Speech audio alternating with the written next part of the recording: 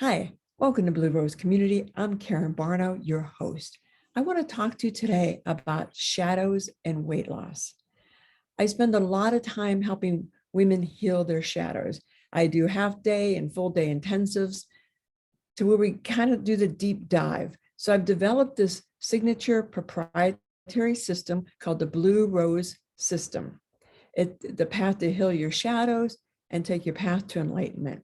And I have three core pillars, which are recognize, reframe, reclaim. You want to recognize what a shadow is, you want to reframe it, and then you want to reclaim your power, because shadows are a way that your power was taken away from you.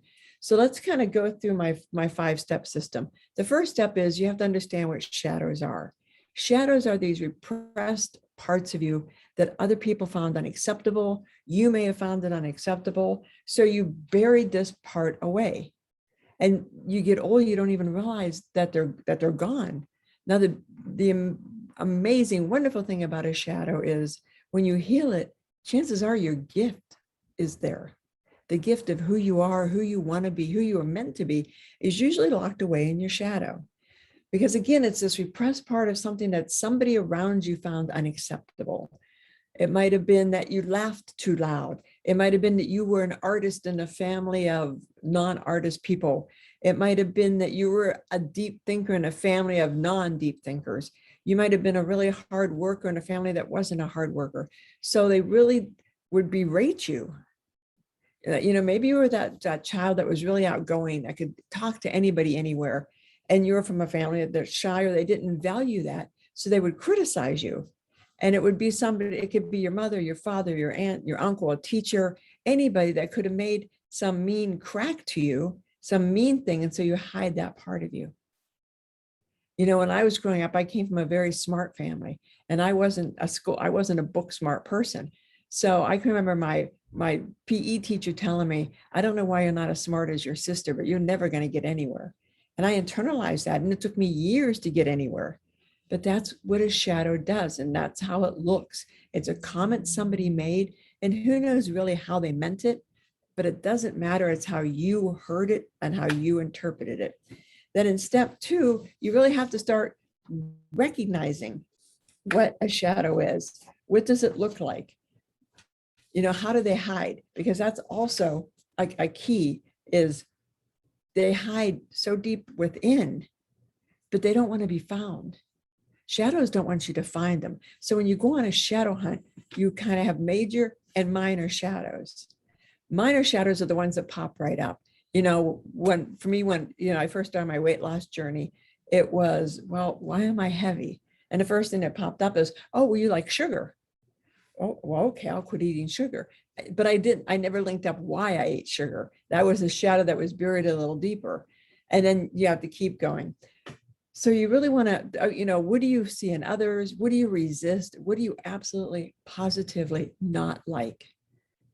What drives you crazy about something?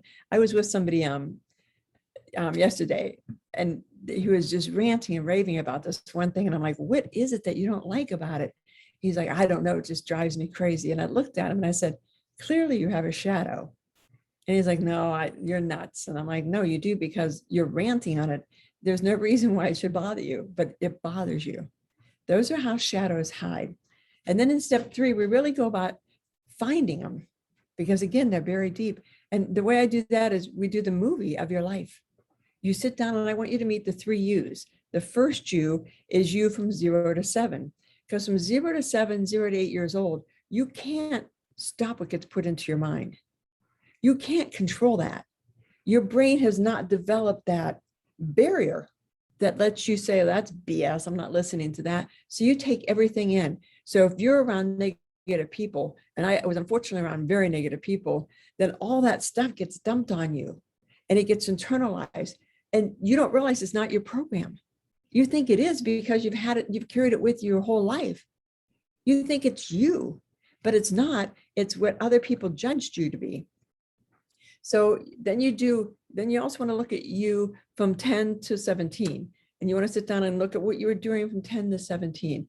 And you can name these U's so you can identify them. And then the third U is about 18 to 25. because you really want to do a deep dive and say, what was I doing?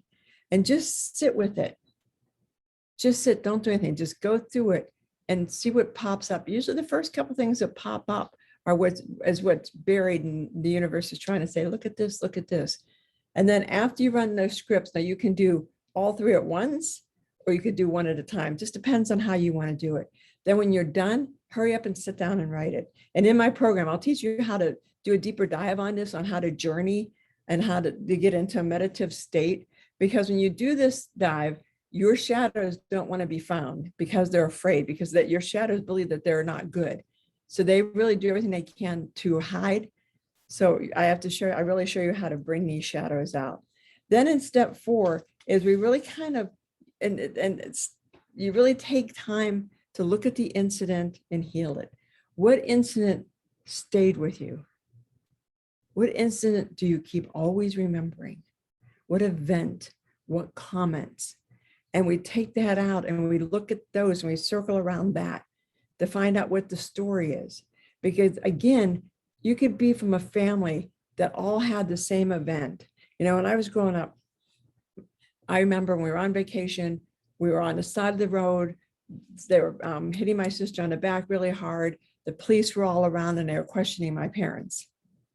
And I just thought, wow, that must have been a bad thing. So as I got older and I started remembering that, I asked my sister, because I painted it as a very bad picture. And she goes, no, don't you remember I swallowed, she had a loose tooth and she swallowed her tooth. She started choking. She pulled over on the side of the road. Fortunately, a police officer, you know, this is way before mobile phones, saw us, pulled over, but they, you know, my dad's pounding her on the back. So they think child abuse. I mean, it was all straightened up, but that's what I interpreted it to be. And it wasn't. And there's been things that she'll say, well, this was a really bad thing. I'll look and say, no, it wasn't. It's the meaning you put on these situations that matter. And when you heal your shadows, it's that meaning you put on the event. So you really want to sit down with the event and you really want to sit with it and figure out how to, and where it came from. And then I'll take you through my 7 steps to reframing, how to reframe it, because your mind is a computer. Whatever you put into your mind, you get back out. So you could have had the worst incident in your life happen to you, the worst thing, and you can learn how to reframe how you look at that and heal it. And convince your mind that what happened really didn't happen. That's how, I mean, think about it. You've convinced your mind that something happened that may not have happened as you pictured it. So why can you not go backwards on it and convince your mind of a different type of outcome? And that's how, I mean, I have a lot of trauma in my childhood. That's how I've reframed a lot of my trauma. I just reframed it not to be as traumatic as I pictured it to be. So we'll go through the steps on how to reframe it, because once you reframe your shadow, like I said earlier, you'll find your gift of why. Now I'll take you through a perfect one. When I was in 3rd grade, I was going through confirmation. It's a Catholic thing. And I'm sorry, 4th grade. And the bishop was there and the bishop asked 3 questions about the mass. And for some reason, that must've been the day I decided to pay attention. And so I raised my hand to all 3 questions. He called on me. I was the only one that raised my hand out of like 200 kids. And he called on me. I answered all 3. And so after the event, I go running out. I'm so excited because I know my mom's going to be so proud of me. And I run out and said, Mom, did you see I answered all 3 questions?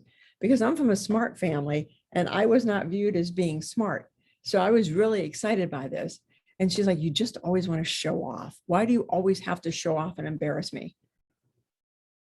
Now she says this loud enough that of course it embarrasses me. So I learned how to hide. I quit raising my hand. I quit saying, pick me. I just hid for years, you know, and I am a CEO of I'm a CEO of a not-for-profit that I founded 25 years ago, and I helped build assisted living in Arizona. But I did this without raising my hand. And I know that sounds crazy until I realized I had that shadow. And there was my gift locked away. My gift was raise your hand, Karen. Teach people how to go through shadow processes. Teach women how to be the person they're meant to be, how to reclaim who they are. And when you recognize, reframe, and reclaim your shadows, you will feel the weight lifted off you. I mean, like I said, I've lost all that weight because I realized where the weight was coming from. And now the last 20, I have to do some more shadow work to find out why I can't lose that last 20. Shadow work is a constant adventure. It's hard. It can be scary because of the things you learn, but you will feel so good. You know, after I do an all-day intensive with my clients, they walk out on air. It is like they're a different person. Their face looks different. The way they walk look different. It is worth it to do the shadow work. You will be so happy you did.